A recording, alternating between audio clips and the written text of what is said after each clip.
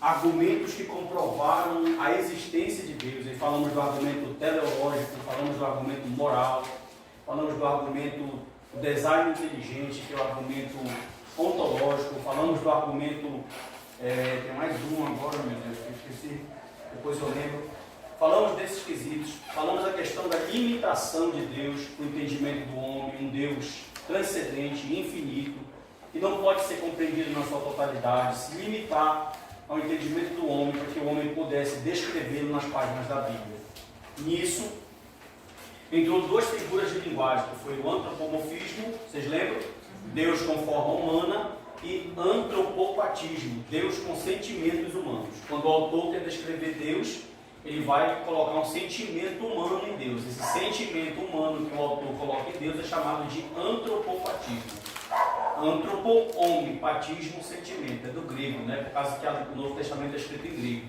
E quando o homem quer colocar forma humana, olhos, boca, pés, mãos em Deus, ele vai usar o antropomorfismo, Deus com formas humanas. Por quê, pastor? Porque Deus Pai não tem matéria, ele é espírito. João 4:24. Então, pelo fato de Deus Pai não ter um corpo físico, aí nós falamos dos textos de Moisés, das aparições de Deus em corpo humano, e a gente definiu que essas aparições de Deus em corpo humano é Cristo pré-encarnado. Certo? Amém? Então esse é o resumo da nossa aula passada, aqui só para a gente tentar relembrar alguma coisa. O pessoal que chegou do trabalho, vocês têm aí para me entregar? É. Pode me entregar aqui na bateria. Está faltando só uma Adriane, não sei se ela veio. Ela vai chegar. Olha só, aqui o trabalho. Esses assim, bonitinhos, eles podiam valer mais um ponto. Né? Olha, isso aqui agrada o professor, né? Às vezes o cara erra aqui uma frase, mas aí compensa. Então vamos lá, pessoal. Olha só, hoje nós vamos começar falando sobre a imutabilidade de Deus. Vocês podem ler esse texto para mim aí, Tiago, capítulo 1, versículo 17. Abra a Bíblia de vocês. Lá na Epístola de Tiago, tá? Essa abertura de Bíblia ela é proposital, tá bom? Para vocês se acostumarem aí com o canon. Para acostumarem com os livros, procurar o livro de Tiago. Agora esse aqui está procurando até de Gênesis de Tiago. Lá no final da Bíblia. Já foi, essa aqui não tem. No antigo. Essa aqui não tem, olha. Está procurando na AFA aí. Tiago, capítulo de número 1, versículo de número aqui, versículo de número 17, tá bom? Pessoal, não esqueçam a Bíblia de vocês, em hipótese alguma. Quem pode ler para mim esse texto? Em alto e bom som, por favor. Tiago, capítulo 1, versículo 17. Toda boa dádiva e todo dom perfeito vem do alto, descendo do Pai das luzes, em quem não há mudança nem sombra de variação. Olha só, a irmã Glenda acabou de dizer que em Deus não há mudança e nem sombra de variação. Esse é o argumento de Tiago. Tiago está dizendo que o Deus Pai, Pai das luzes, nele não tem mudança e nem sombra de mudança e de variação. Só que preste atenção, aí vai começar a acontecer algumas coisas. Por quê? A imutabilidade de Deus, o que significa imutabilidade? Imutabilidade é um atributo. E o que é um atributo? Um atributo de Deus é algo que faz parte da sua essência, da sua natureza. Então, a imutabilidade significa que Deus não muda. Só que esses textos aqui, pessoal, nós vamos ver eles aqui agora, eles dão a ideia de uma mudança de Deus. Né? Bora ler aí Êxodo capítulo 32, segundo livro da Bíblia, Êxodo capítulo 32, versículo de número 9. Versículo de número 9. Nós vamos ler esse texto aqui e vamos tentar entender esse texto aqui. Todos encontraram? Amém. Amém. Vou ler aqui, tá bom? Olha só. Disse mais o Senhor a Moisés: eu tenho visto esse povo, que é o povo de duas cervejas. Antes de começar a leitura, olha para mim aqui. A gente nunca lê um texto sem saber o contexto. Nunca. Você lê o texto, sem contexto você não vai entender o que o autor está falando. Então, o que é o contexto de Êxodo 32? Moisés subiu no monte para falar com Deus. Quando ele desceu, já tem uma igreja católica lá embaixo, um bezerro de ouro. Já tem o povo adorando o bezerro de ouro lá. Então Deus ficou muito irado e fez uma proposta para Moisés de matar aquele povo e continuar só com a linhagem de Moisés. Então o texto, o enredo desse texto é isso. Versículo de número 9. Disse mais o Senhor a Moisés: eu tenho visto esse povo, e este o povo é de dura cerviz. Agora, pois, deixa-me para que se acenda a minha ira contra eles, o meu furor, e eu os consuma, e de ti farei uma grande nação. Porém Moisés suplicou ao Senhor, seu Deus, e disse: por que se acende o Senhor a tua ira contra esse povo que tiraste da terra do Egito, com grande fortaleza e poderosa mão? Versículo 11, para aí, olhe para mim. Moisés está tipificando Cristo Jesus aqui, viu? Isso aqui é uma tipologia de Cristo. Já pensou que você está 40 anos com um povo de dura cerviz, que está vendo todo tipo de milagre, todo tipo de manifestação divina, e mesmo assim esse povo não se converte, não muda o seu coração ao Senhor? Se Deus chegasse com você e falasse assim: rapaz, tu quer te livrar desse povo que te perturba e fazer uma nova aliança comigo? A gente ia falar: Senhor, manda fogo, é agora. Só que Moisés está tipificando Cristo aqui, e ele vai apelar para o nome de Deus. Ele vai falar: Senhor, se tu matar esse povo, olha como Moisés foi inteligente, o que é que vão dizer do teu nome? O povo vai dizer: não foi esse Deus que tirou esse povo do Egito para matar eles em terra, então é o teu nome que vai ser blasfemado. Isso deu uma acalmada em Deus. Versículo de número 12. Porque eu de dizer aos egípcios: com maus intentos tirou para matá-los nos montes, para consumi-los da terra, tornar-te do furor da tua ira e arrepender-te, para matá-los nos montes e para consumi-los da face da terra. Torna-te do furor da tua ira e arrepende-te deste mal contra o teu povo. Moisés está falando para Deus assim: te arrepende de fazer isso. É o teu nome que está em jogo. Mas espera aí, Moisés está pedindo para Deus se arrepender. Só que Deus não muda. Os decretos de Deus e as vontades de Deus, elas não mudam. Continua o texto, por favor. Outra coisa, olha que coisa interessante. Não sei qual é a sua versão, mas olha o que diz o versículo de número 13. Lembra-te de Abraão. Deus se esquece? Deixa a irmã, pai, por favor. Pai, sim, tem que aumentar essa sala, né? A gente vai arrumar ela de uma maneira melhor. Lembra-te de? Aí eu pergunto para vocês: Deus esquece? Perceba que o próprio Moisés coloca dois sentimentos humanos em Deus. Em nenhum momento Deus está falando: eu vou me arrepender. Ainda não falou: eu vou me arrepender. Moisés está falando assim: olha, te arrepende. Arrependimento é o sentimento o quê? Humano. E te lembra de Abraão. Deus se esquece? Não. Pois é, ó. Aí ele vai dizer: ó, lembra de Abraão, de Isaac e de Israel, teus servos, aos quais por ti mesmo tens jurado, e lhe dissestes: multiplicarei a vossa descendência como as estrelas do céu, e toda essa terra de que tenho falado, e dá-la-ei a vossa descendência, para que a possua por herança eternamente. Aí versículo 14 para concluir. Então se arrependeu o Senhor por causa de quê? Da intercessão. Por causa da intercessão de Moisés, o versículo 14 diz que Deus se arrependeu. E agora, pessoal? Deus se arrependeu. Esse texto aqui, vocês já conhecem ele também. O rei Ezequias estava doente. O profeta Isaías chegou na casa dele e disse assim: olha, prepara a tua casa que tu vai morrer. A Bíblia diz que ele se vira para a parede do templo, ora: Senhor, eu fui fiel a ti, eu glorifiquei o teu nome, eu não blasfemei o teu nome, eu honrei o teu nome. A Bíblia diz que o profeta saiu quando ele estava no pátio do palácio. O Senhor falou: volta lá que eu vou dar mais 15 anos de vida para ele. Isso está engatilhado, porque você arrepende. Isso, então aqui a gente vai ver mais um caso que Deus está se arrependendo na visão. Mas não se esqueça de uma coisa: quem está escrevendo isso aqui é quem? É o homem. Quem foi que escreveu o livro do Êxodo? Moisés. Foi o homem, eu quero saber quem foi. Moisés. Quem foi que escreveu o livro de Isaías? O profeta Isaías. Então presta atenção, aqui tem dois homens. Aí outra coisa que a gente precisa entender. Será que Moisés, olhe para mim aqui, por favor. Será que o profeta Moisés e o profeta Isaías já têm um entendimento pleno da teologia? Claro que não. A teologia, ela é progressiva. Por exemplo, o que Paulo entende aqui, os autores bíblicos não entenderam. Eu vou dar um exemplo bem simples para vocês. O Espírito Santo para Paulo e para os apóstolos é uma pessoa. O Espírito Santo no Antigo Testamento é uma força que emana de Deus. Não tem distinção no Antigo Testamento entre Deus e o Espírito.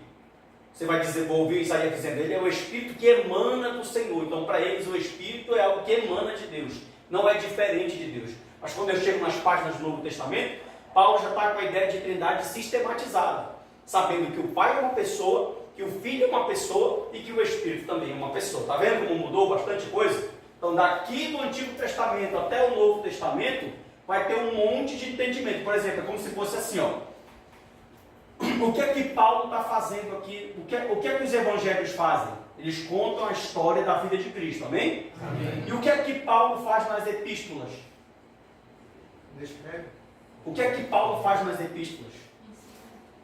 Ele explica o evangelho e vai explicar todo o Antigo Testamento.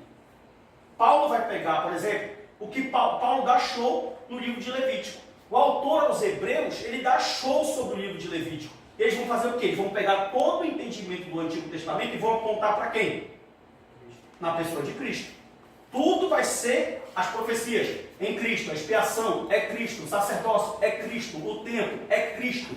Os autores do Novo Testamento vão pegar todas aquelas profecias que o judeu aponta para o judaísmo e vão apontar para a pessoa de Jesus. Então o que é que Paulo vai fazer? Paulo vai pegar todo o entendimento e vai dizer assim, ó, o que os profetas de vocês ensinaram, a lei, os históricos, dos poéticos, nada mais era do que ensinar o plano do Messias. É isso que Paulo vai fazer nas epístolas. Outro ponto para a gente tentar entender isso aqui. Então, já se percebe que Moisés e Isaías têm um pensamento sobre Deus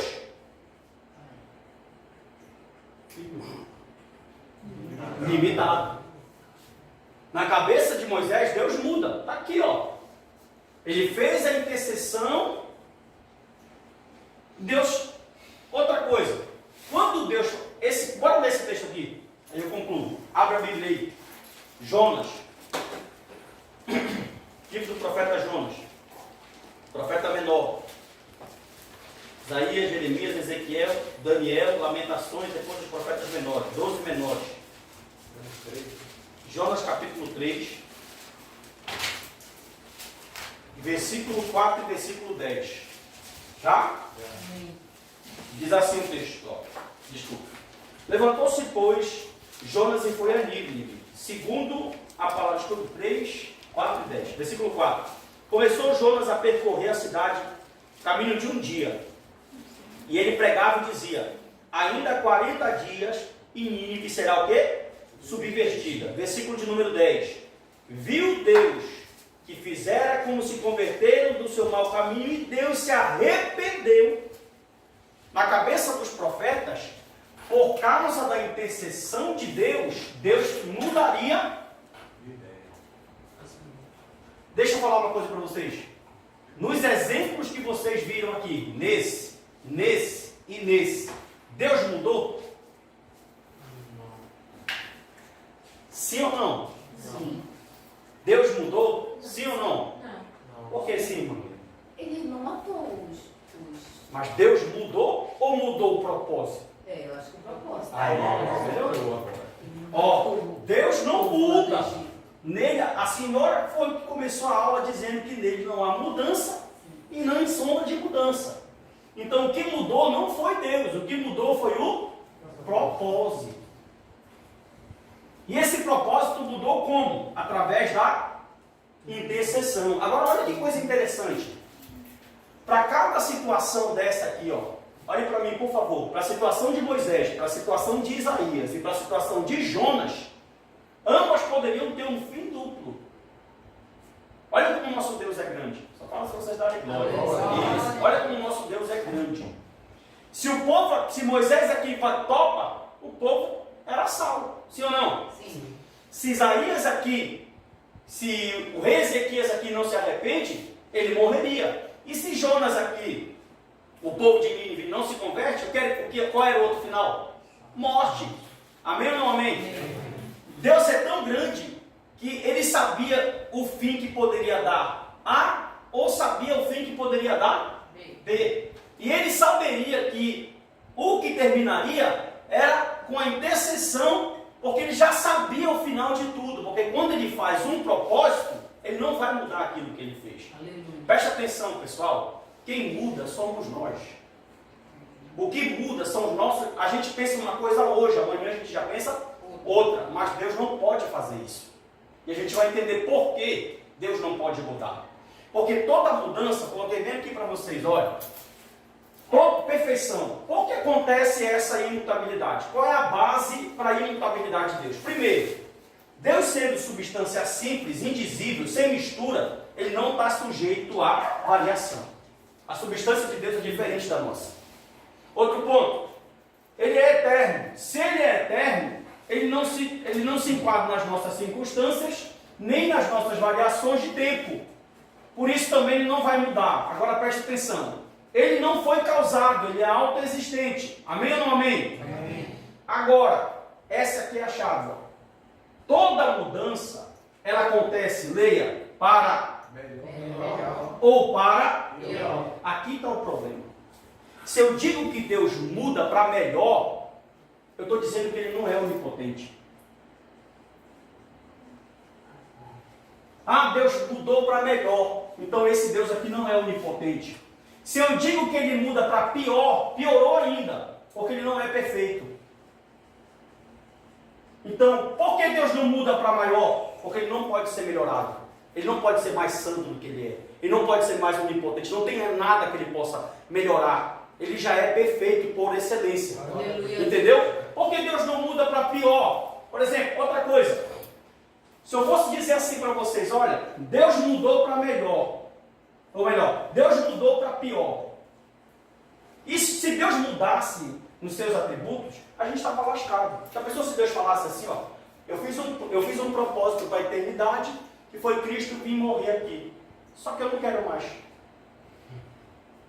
E aí, o que aconteceria com a gente? Era sal, né, gente?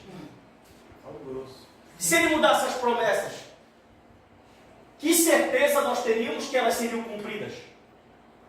Se ele mudasse o seu ser, a sua substância, ou seja, se esse Deus muda, nós não temos segurança nenhuma nele. O que nos dá segurança nele é que nele não tem mudança, nem sombra de mudança. Quando o Jaco está dizendo que Deus muda, ele está dizendo assim, ó, o ser dele vai permanecer como é. Onipotente, onisciente, com todos os seus atributos. As suas promessas permanecerão sem mexer nenhuma. Ele é fiel para cumprir todas elas. A palavra não volta atrás. E os seus propósitos não tem como mudar. Ou seja, esse Deus que não muda é um Deus seguro. Agora, um Deus que muda, inconstante, que varia, que hoje pensa uma coisa, que amanhã pensa outra, eu não quero servir um Deus desse. Fala. Essa palavra lembrou-se, então pode se caracterizar como Deus agiu? Sim, falei na última aula isso. Agiu, né? Então, né? E essa outra parte do arrependeu-se, né? Pode se caracterizar como então? Aqui é um sentimento que o autor está entendendo que Deus está se arrependendo. Mas Deus não está se arrependendo, só está agindo o seu propósito. Quem foi que falou que Deus se arrependeu? Moisés. Quem foi que escreveu? Qual é o entendimento que Moisés teve de Deus?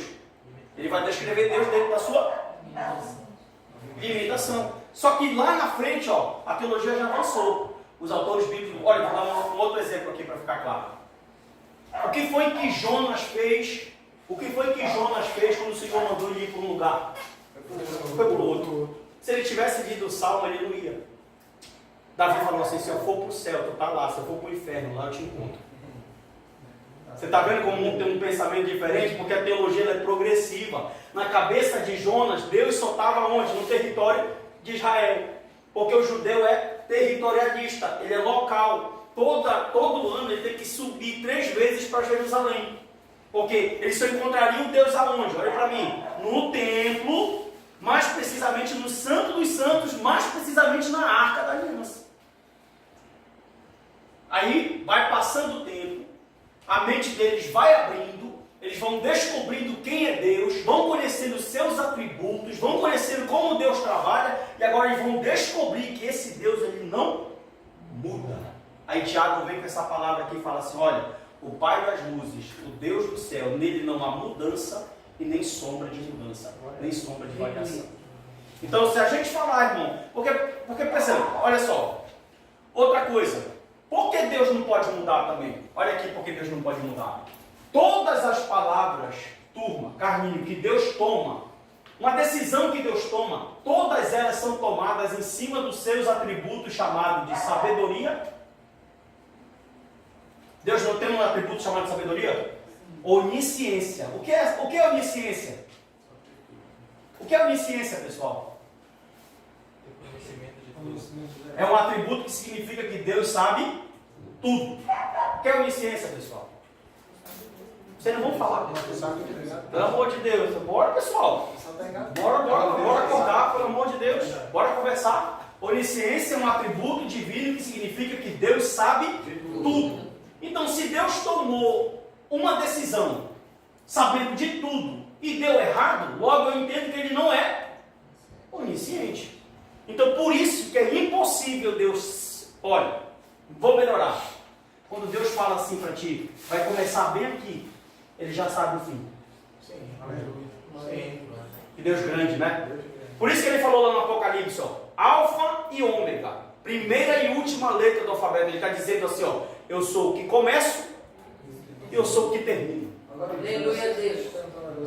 Voltando um pouquinho aí para Ezequias, eu estou um pouquinho de dúvida aqui. Ezequiel. Tá? Ezequias e Isaías. Ezequias.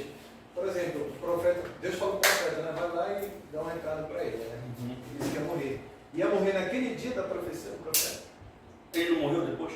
Pois é, morreu depois. Morreu, 15 anos depois. Foi De qualquer forma ele ia morrer. Ele ia morrer, essa é a minha dúvida. Isso, de qualquer forma ele ia morrer. Talvez a sentença seria para aquele dia. Entendi. Porque ele estava doente. Entendi. Pegou? Peguei a parada. Pegou? Isso, o profeta falou assim, olha, prepara tua casa que tu vai morrer. Aí eu pergunto para vocês, passou 15 anos, mas ele morreu depois? Não mudou. O propósito é mesmo. Glória a Deus, entendi agora. Foi adiado. Então foi adiado. É a mesma coisa. Porque Deus não tem como ele, não muda. Forte. Amém? Amém. Olha só, pessoal. Então eu posso... Outra coisa. Esse texto aqui, ó, está dizendo assim, ó, e lembrou-se Deus de Noé. Deus se esquece? Não. Esse texto foi escrito por Moisés. Por quem? Moisés. E esse texto aqui foi escrito por Moisés. Vocês sabem o que diz esse texto aqui? Deus não é homem para que minta, e nem filho do homem para que se arrependa. Como é que Moisés fala que Deus se arrependeu aqui, e aqui ele fala que ele não se arrependeu? Porque Deus não se arrepende. Outra coisa, o que é que vem primeiro? Êxodo ou Números na Bíblia? Se você leu até Êxodo, você vai entender que Deus se arrepende. Mas se você chegar até Números, você vai entender que ele não se arrependeu. Porque Deus não é homem para que minta, e nem filho do homem para que se arrependa. Então o nosso Deus, ele não se arrepende. O nosso Deus, ele não muda. Amém ou não amém? Amém. Amém. Os povos de Israel, ele tomou tudinho, né? Com certeza. Olha só. Entrou ali um antropopatismo, então. Sim, aqui tem antropomorfismo e antropopatismo. Olha, eu lembrar. E lembrou-se Deus de Noé. Eu falei na última aula, para quem não estava presente, toda vez que você lê assim na Bíblia, ó, e lembrou-se Deus de Ana, e lembrou-se Deus de Moisés, e lembrou-se Deus de Noé, em seguida, no próximo versículo, o que é que aparece? O milagre. Porque na estrutura de pensamento hebraico, lembrar significa agir. Podia ser traduzido perfeitamente assim, ó. E agiu Deus na vida de Moisés, e agiu Deus na vida de Noé, e agiu Deus na vida de Ana, porque em seguida do lembrou, vem o milagre. Então Deus não está se lembrando, ele está agindo. Tem algumas Bíblias que vem com agindo? Nunca vi. Nunca vi. Porque eles vão ser fiel como está escrito no texto lá. Se vier uma Bíblia com agir, já é uma tradução harmonizada. Por exemplo, Almeida Revista e Corrigida é uma tradução literal. Ela vai traduzir como está a palavra. Se está escrito tripa, ela vai traduzir tripa. Só que se tiver Almeida Revista e atualizada e NVI, se tiver tripa, ela já vai traduzir coração. ela já vai harmonizar. Porque eu quero que ele queria falar em tripa, emoção. De onde vem emoção? Do coração. Só que para o judeu a emoção é onde? É na tripa. Por isso que no texto da tripa. Só que quando ele traduziu, tripa para nós não faz sentido. Então ele já está fazendo o quê? Harmonizando o texto para te entender. Positivo. Pegou? Por isso que é bom tu ter várias traduções É. para te ler e tentar entender. Se eu for nesse texto aqui, ele vai traduzir palavra por palavra como está. Por exemplo, ó, se tu pegar um texto literal hebraico, ele não faz sentido para ti. As palavras vão estar fora, os verbos não vão estar na posição, o sujeito não vai estar na posição. Então, o trabalho do intérprete do tradutor é muito difícil. Porque além dele ler o texto no original, ele ainda vai ter que harmonizar para aquela fase de fazer sentido. Por exemplo, está escrito no Salmo, o chifre de Davi, Senhor, renova o meu chifre. Isso para o brasileiro é terrível, não? Aí já fica pesado. É a pessoa Davi falando, Senhor, renova o meu. Davi pedindo para ser corpo. Como é que está traduzido na NVI esse mesmo texto? Senhor, renova o teu poder, porque chifre significa força, boi, poder. Pegou? Sim. Amém.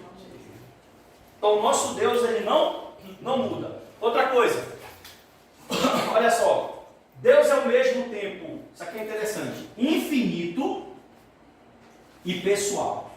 Quando nós falamos, pessoal, que Deus é infinito, significa que esse Deus ele é transcendente. Se vocês quiserem notar, pode notar. Transcendente.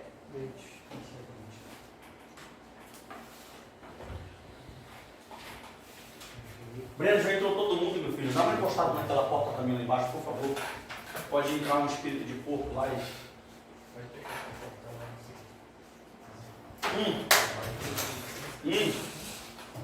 Fecha o portão lá na frente. Tem a bicicleta dele lá e baixa aquele cadeado lá, por favor, tá? Ele pensa que tem um anjo guardando a bicicleta dele lá. Olha só. O que é um ser transcendente? Por exemplo, Deus é infinito.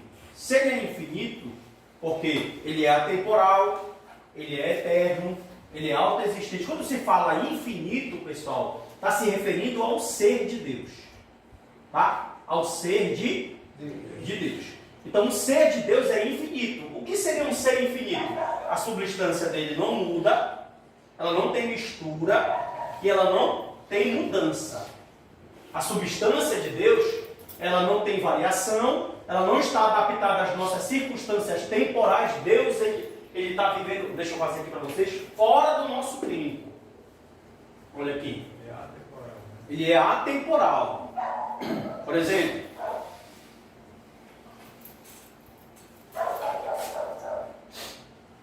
é como se fosse assim, ó. Como é que vocês acham que Deus reage através do tempo? Como é que Deus reage através do nosso tempo? Como é que a gente pode entender Deus através do nosso tempo? Por exemplo, aqui tem a criação, isso aqui é a linha do tempo. Aqui tem a criação, aqui tem a vinda de Jesus, aqui tem o ano 2000, aqui tem o arrebatamento da igreja, e bem aqui passando é a linha da eternidade.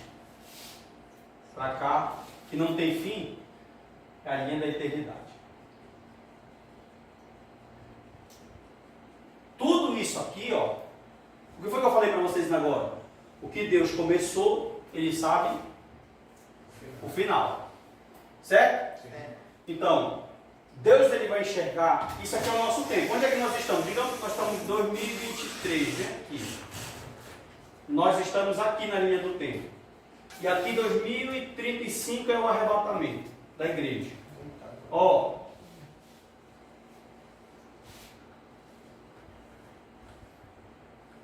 Todos esses acontecimentos aqui, ó, todos esses, criação, Jesus, anos 2000, nós, arrebatamento e a linha da eternidade, elas estão acontecendo dentro do tempo. Elas estão dentro do tempo. Só que Deus está agindo fora desse tempo. Ele não está limitado a variações temporárias humanas. Ele é atemporal. Ele tem um controle de tudo, né? Ele criou o tempo. Entendeu? Por exemplo, para nascer terra tem que ter três coisas segundo segundo a física. Tem que ter matéria, tem que ter espaço e tem que ter tempo. Se não tiver essas três coisas aqui, não tem vida. Para mim ter matéria, eu preciso ter espaço. Para mim ter espaço, só pode ter espaço dentro do tempo. Então o que é que Deus faz? Os cientistas dizem que elas foram criadas praticamente quase juntas. Então Deus que já agia na sua autoexistência, antes de haver tempo, por exemplo, para nós existirmos, primeiro tem que existir o tempo. Nós somos limitados a um tempo cronológico. Sem tempo não tem universo. Então o que foi que veio antes do universo? O tempo. Presta atenção, por favor. O que foi que veio antes do universo? O tempo. Só que para o tempo existir tem que ter o quê? Por isso que Deus falou haja. Quando ele diz haja, nasce o quê? Nasce a matéria, nasce o tempo e nasce o... Agora nós estamos dentro desse espaço, limitados a esse.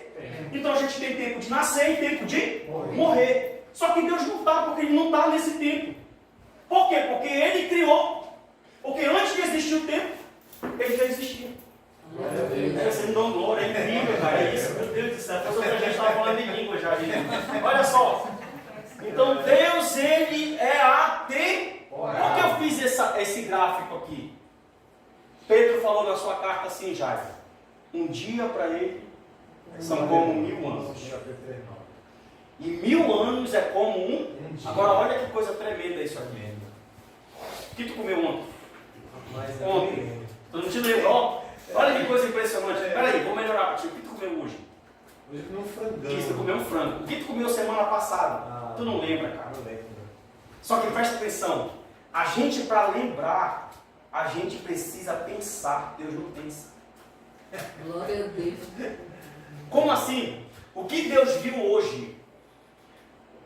O dia que, por exemplo, haja luz, a mesma imagem da criação, está nítida da mesma forma que Ele viu hoje. Tudo que acontece para Deus é no presente. Glória a Deus. Tu entendeu isso? Tudo que acontece para Deus não tem passado. Tudo acontece para Ele como se fosse, por exemplo, se Deus quisesse, agora, eu vou falar lembrar porque já é uma linguagem humana, se Deus quisesse agora voltar lá no Éden, Ele saberia com perfeição como saberia o que tu comeu hoje. A mesma cena, porque tudo passa na frente dele em tempo presente. Quando vem para cá, por exemplo, aconteceu isso aqui hoje, ele tem, e o que vai acontecer amanhã, ele já sabe. Por quê? Porque tudo isso que foi criado, chamado universo, que é o nosso universo, que os cientistas dizem que existem múltiplos universos, tudo está limitado dentro do tempo. E o tempo existe aonde? Quem criou o tempo? Deus. O tempo existe. O tempo existe dentro de Deus. Olha o que Salomão falou assim, ó. Salomão escreveu no livro dos Reis: os céus habitam dentro de ti. Não é Deus que mora no céu. É o céu que mora em Deus. O céu mora dentro dele. A gente tem... Por exemplo, Carlos, olha, se Deus quiser olhar para o céu, se a gente quiser olhar para o céu, o que, é que a gente faz? Se Deus quiser olhar para o céu, ele faz assim, ó. Tu entendeu? Por quê? Porque o céu habita dentro. Ele não habita. Olha o que Salomão falou: os céus dos céus não podem te conter. Então esse aqui é o Deus que, meu irmão, esse Deus é grande. Esse não é o Deus que pede salário mínimo aí para as ovelhas, para dar o seu salário mínimo. Esse Deus aqui é grande. Ele conhece tudo no tempo na eternidade. Ó, então, olha como dá um bug na nossa cabeça. Ele não é causado. Antes que houvesse o haja, antes que houvesse o tempo, antes que houvesse o espaço, da glória, meu, antes que houvesse a matéria, antes que houvesse tudo isso aqui, ele já o quê? Já era. Ele não foi criado, ele sempre não tem conotação de tempo, não tem variação. Só existe porque ele existe, só tem porque ele criou. Nós só estamos aqui porque ele fez. Olha só, ele não é causado, mas existe em si mesmo. Então, tem que existir como é. E como é que ele existe? Como perfeito, como ser infinito, como onipotente na glória, como onisciente, como imutável, como soberano. Ele existe em si Então, ó, ele tem que existir como ele é. E como é que ele é? Ele não vai mudar, gente. O ser dele não vai mudar, ó. As promessas dele não vão mudar, os propósitos dele não vão mudar. Porque ele existe como ele. O que muda é o que está limitado ao mas ele não está limitado ao tempo. Glória a Deus. O tempo se limita a ele. Há quem diga que o tempo dele é o Kairos. Né? E o nosso é o Cronos. Que vem de. É daí que vem a palavra cronológico.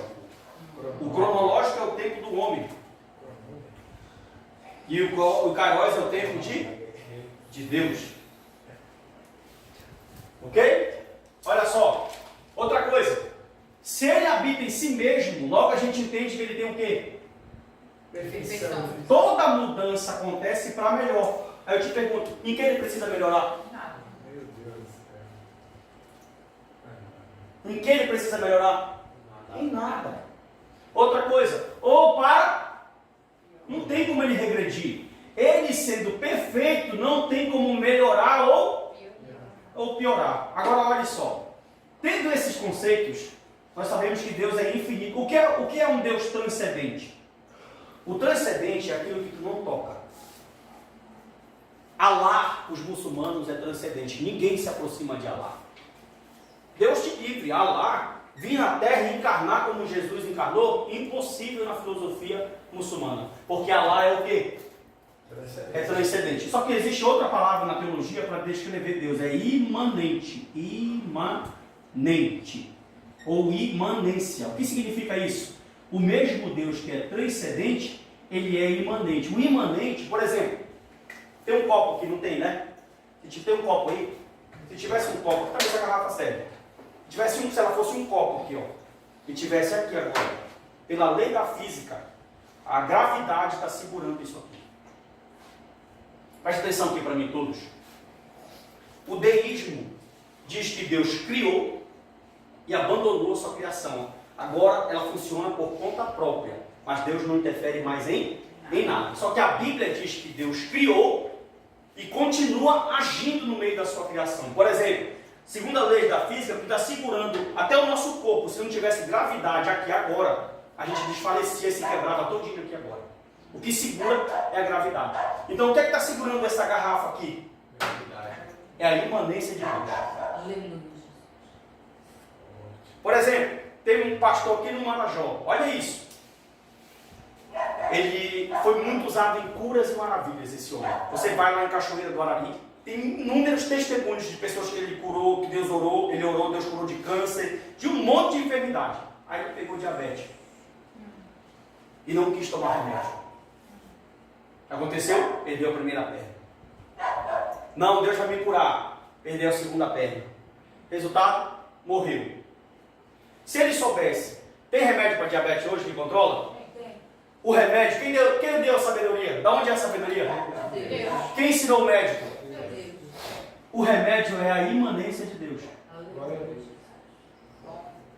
Quando tu está tomando um remédio, tu não está diminuindo Deus. O orgulho do Glória a homem. Deus. Foi Deus que deu sabedoria para aquele homem criar o remédio. Por quê? Porque Deus não abandonou a sua. Ao mesmo tempo que ninguém toca nele, nós conseguimos ter relacionamento com ele. Ou seja, Deus deu controle e ele não quis, né? Ó, nós conseguimos ter relacionamento porque ele é infinito, transcendente, que ninguém toca, mas ao mesmo tempo ele é o quê? Uma pessoa inteligente. Imanência de Deus. Essa sala pintada pelo meu cunhado. Imanência de Deus. Deus imanente. Entendeu? Deus ele é transcendente. Você consegue entender Deus? Não. Mas ele conseguiu que nós tivéssemos o quê? Agora olha que coisa interessante. Vocês sabem que isso só acontece na Bíblia e no cristianismo histórico? Porque olha aqui, ó. Olha aqui rapidinho. Lá na Grécia e na Roma antiga, o Deus lá ele era pessoal, mas ele não era infinito. Como assim? Eles tinham um relacionamento com os deuses. Perseu é filho de Zeus com uma humana. Zeus, o deus do Olimpo, desceu da terra e teve um filho com uma mulher e nasceu o Perseu. É o filme Fúria de Titãs 2 que você assistiu. 1 e 2. Mitologia. Então, Zeus é o quê? Pessoal. Só que os deuses do Olimpo Hera, Hades, Zeus, Poseidon do mar, todos eles têm defeitos. Então eles são o quê? Eles não são infinitos, eles são pessoais, mas eles são o quê? Finitos. Quando o Deus é pessoal, ele não é infinito. E quando ele é infinito, exemplo, muçulmano, Alá, ele é infinito, transcendente, ninguém toca nele. Só que ele não é pessoal, ele não é imanente. Só que na Bíblia não. Na Bíblia, Deus consegue ser transcendente, infinito, e consegue ao mesmo tempo ter o quê? Pessoalidade. Ele consegue ter relacionamento. Você consegue falar com Deus em oração. Você consegue se relacionar com esse Deus. Então ele é infinito e também é pessoal. Deixa eu ver o que aconteceu mais aqui. Acho que é só isso. Vamos embora lá. Perguntas, tem? Isso é a ignorância do homem, então, né? Ele não sabe disso, que Deus é imanente, né? Com certeza. Ele age por orgulho, querendo que Deus curasse e Deus não quis, né? Bora lá. Deus fez pra ver. Cadê a apostila de vocês? É um pouco complexo, né? Uma situação bem, né? Tem que dar uma... Tipo, dar uma definição de Deus, mas a gente não tem o resumo. Sim. A gente leva, né? A gente vai olhar nas páginas da Bíblia e a gente vai conseguir pegar alguma coisa. Ele é muito grande, não dá para entender não tudo. Vou pegar aqui a apostila minha. Outra coisa. Quero falar com vocês da teoria da criação. Bora lá. 5 principais teorias da criação. Tá. Depois dessa parte. Teoria sobre gêneros, Isso. também. Esse aqui, né? Teoria sobre gêneros. Exatamente. Teoria sobre gêneros.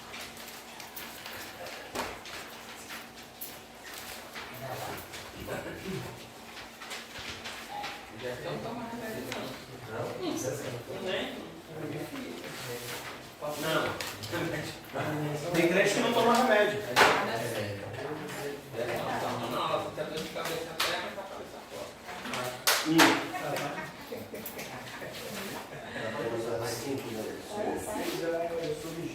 Olha, irmão, está escrito aí, teoria sobre Gênesis, está escrito aí, tem Trindade, Deus em 3 pessoas, está escrito assim. A menina está fazendo 14, a menina está desviada. Vai ver que tem um ciclo aqui sobre isso, né? Faz assim. A minha postura está desviada.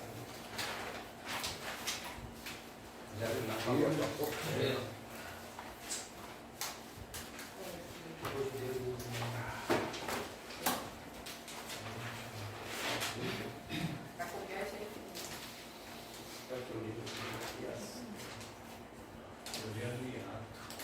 Fala um pouquinho disso aí na aula passada, não fez? Não falei. Já dele. Vou falar agora. Só citei ela. Acho que só citou foi.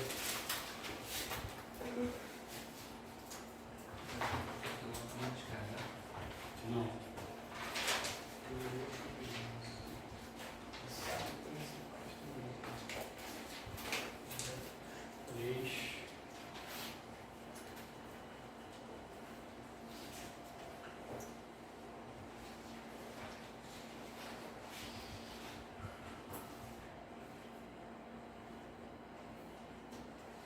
Permitente. 4. Teoria do quê?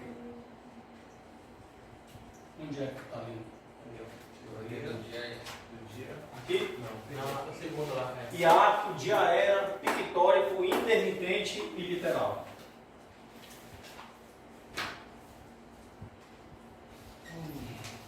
Quando vocês escutam na internet, na televisão, um cientista falando sobre a criação da Terra, eles só falam em milhões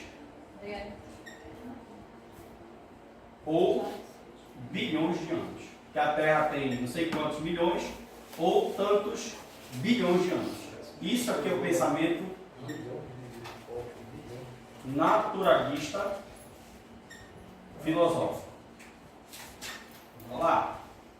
Essa parte aqui, pessoal, é a parte mais que entra um pouquinho de ciência, alguma coisa. Já em cristologia é só Bíblia.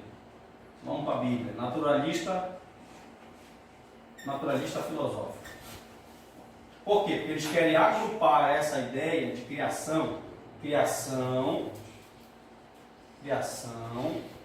no pensamento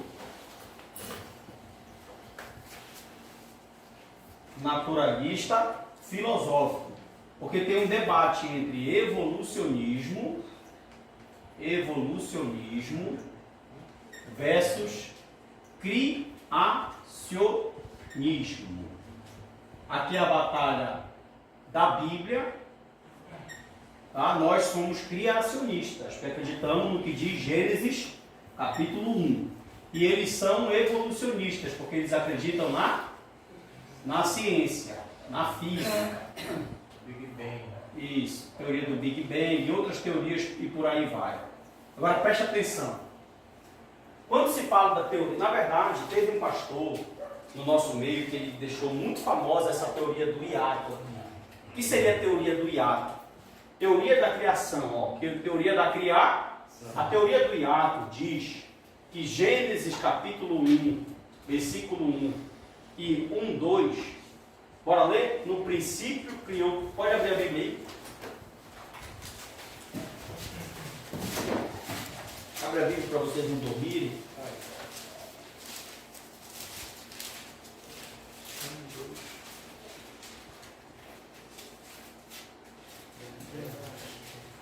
Isso, 1 e 2, tá? Gênesis capítulo 1, versículo 1. No princípio criou Deus os céus e a terra, certo? Aí o versículo 2 diz que a terra era sem forma. Aqui está, sem forma e Vazia havia trevas. e havia trevas sobre a face do abismo. Olha para cá, todo mundo. Eles dizem que o que deixou essa terra sem forma e vazia, vocês sabem o que foi? Uma suposta queda de Satanás. A queda de Satanás. Então, aqui no verso 2, Deus não está criando a terra, Ele está recriando. Viu? Dentro dessa teoria, né? Oi? Dentro dessa teoria. Essa é a teoria, são 5. Estou te mostrando a primeira do hiato. Tá? Entre Ó, o versículo 1 e 2, então isso. e outra coisa, entre o versículo 1 e 2, não passa um dia, mas se passam milhões de anos. Viu? Milhões de anos. Vocês vão já entender por quê. No princípio criou Deus os céus e a terra. Milhões de anos depois, porque o pensamento criacionista bíblico não dá mais que 4 ou 6 mil anos à nossa terra. Tá? Todo teólogo bíblico, pelo menos os que eu já li, eles dizem que a terra tem no máximo 6 mil anos. Então esse negócio de milhões, bilhões, não se encaixa com a idade de Adão. Por exemplo, Adão teria vivido 4.004 anos antes de Cristo. Adão teria vivido no ano 4.004 antes de Cristo. Essa é uma das... Na apostila de Antigo Testamento de vocês tem um quadro lá de datas. A outra apostila, não é essa, é a outra apostila que vocês receberam. Tem um quadro de datas que vai de Adão até o exílio babilônico, que são datas aproximadas. É claro que nós não trabalhamos essas datas com certeza. Então, quando se fala de data, a gente fala cerca de, tá? Cerca de, porque você pode pegar um autor bíblico, só para me explicar rapidinho, e ele vai falar que Mateus escreveu em 58 depois de Cristo. Você pega um outro, ele diz que foi 65. Você pega um outro, ele diz que foi 70. Qual está certo, pastor? Por isso que o certo é falar cerca de, e não determinar uma data. Então, nessa data aí, a gente trabalha com as hipóteses. Agora, presta atenção. 404 anos antes de Cristo, Adão teria nascido aqui. Se Adão nasceu nesse tempo, então a Terra tem 4 a 6 mil anos de idade. Só que a teoria do hiato vai dizer que daqui para cá, daqui nesse versículo para esse, passaram quantos anos?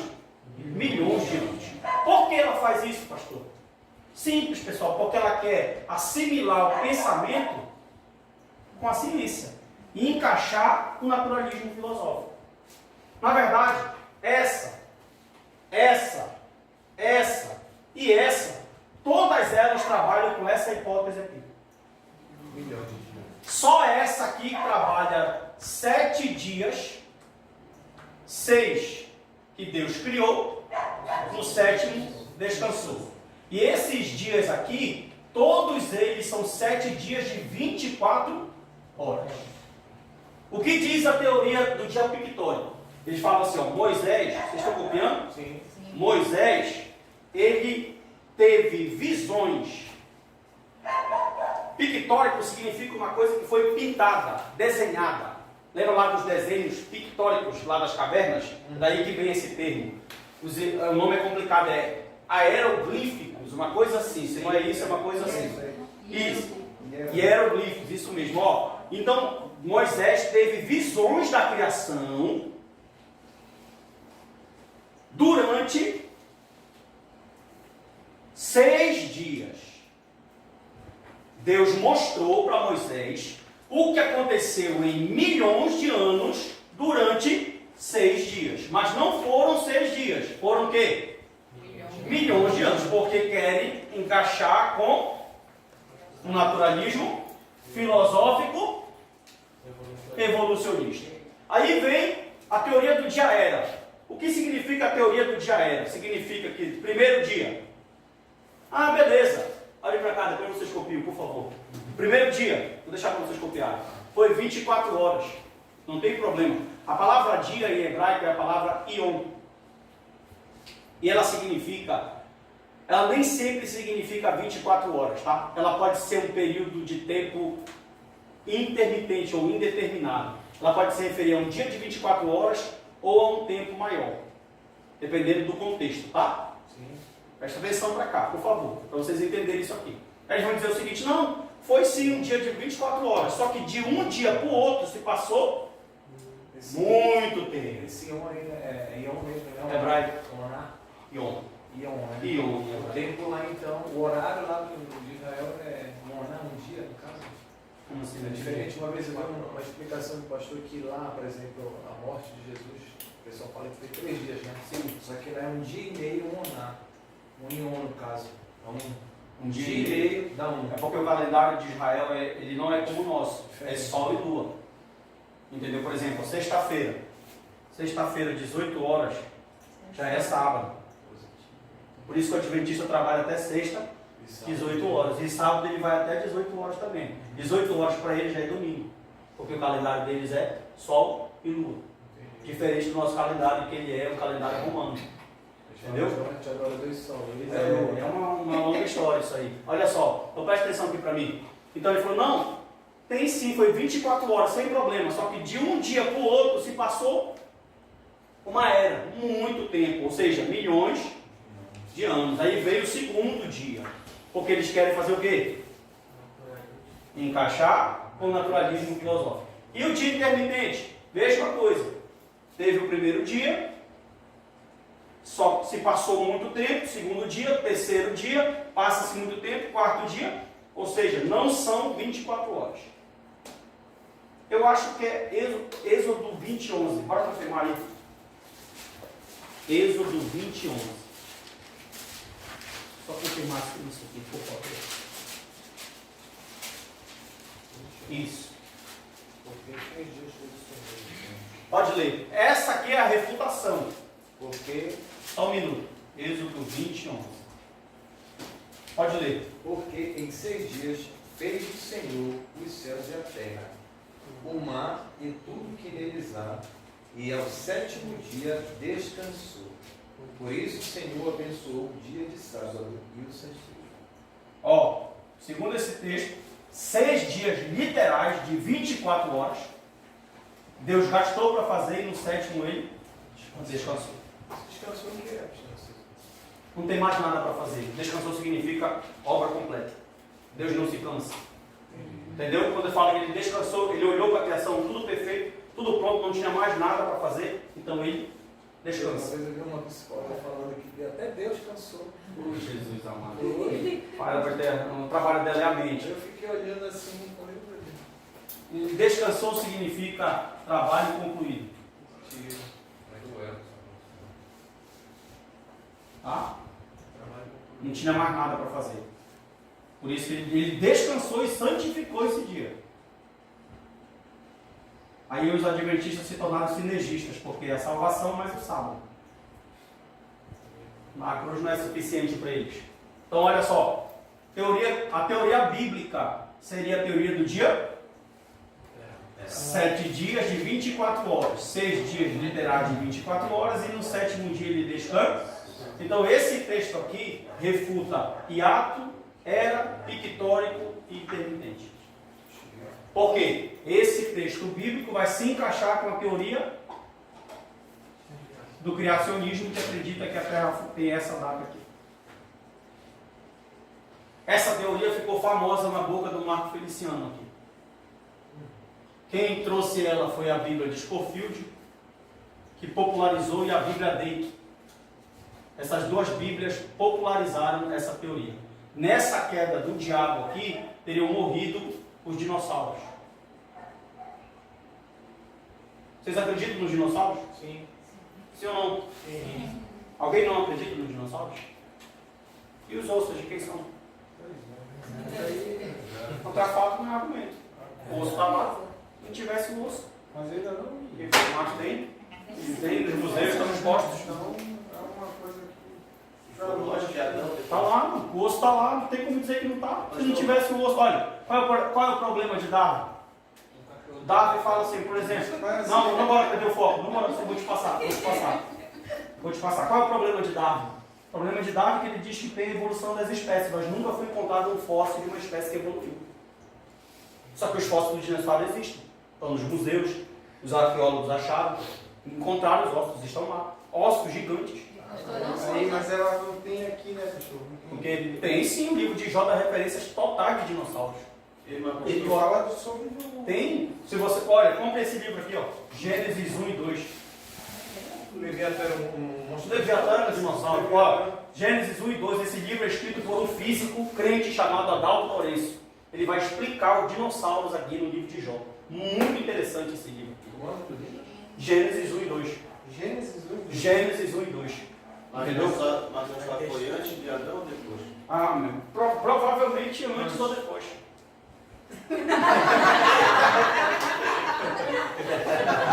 É que adivinha a data aí. Não tem como, né? Sexta-feira. Olha só. Não, pode ter sido depois, por quê? Porque o livro de Jó, presta atenção, ele é conhecido como livro patriarcal. Tá? Gente, eu não sou cientista, nem arqueólogo, sou teólogo. Então não consigo trabalhar com vocês com o que a Bíblia diz. Eu estou tentando dar uma deixa. Deixa eu falar uma coisa para vocês. Eles dizem que o livro de Jó é um livro do tempo do Gênesis. É um livro patriarcal. Isso é que os estudiosos dizem. Então, se ele viveu no tempo de Jó, provavelmente ele deveria ter vivido também no tempo de Adão. Só que eu não posso te comprovar. Entendeu? Eu não posso te dizer, olha, viveram no Éden. Não posso te dizer isso. Porque a Bíblia não dá referência ali desse tipo de animal. No livro de Jó, eu já encontro, o Adalto Lourenço vai fazer medidas, ele vai trazer estruturas, ele vai mostrar o peso que os ossos desses animais aguentam. É muito interessante esse livro.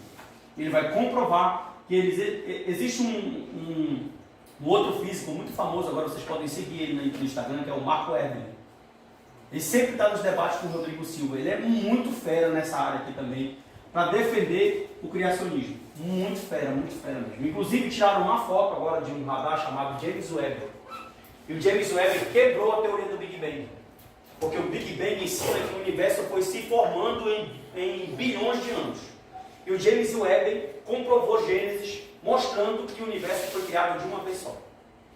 Aí bateram essa foto agora, e essa foto está quebrando com os cientistas totalmente. Está a maior onda isso, porque os livros vão ter que ser tudo refeito. E agora a Bíblia está ganhando força. É você não glória, é feliz. Isso é revoltado. Ele é professor, tem que entender que a gente ainda está assim, que a nossa mente é Informação. A gente fica mais abobalhado do que. Fala, Deus. A questão é como é que eles foram instituídos lá, que eles desapareceram, não tem. Ainda tem jabuti ainda. Eles falam. Ele está só esperando. Olha, Dani. Tá vendo? O dilúvio matou os animais. O dilúvio matou os animais carnívoros. E os herbívoros destruíram as plantas. Aí as plantas matou os animais herbívoros.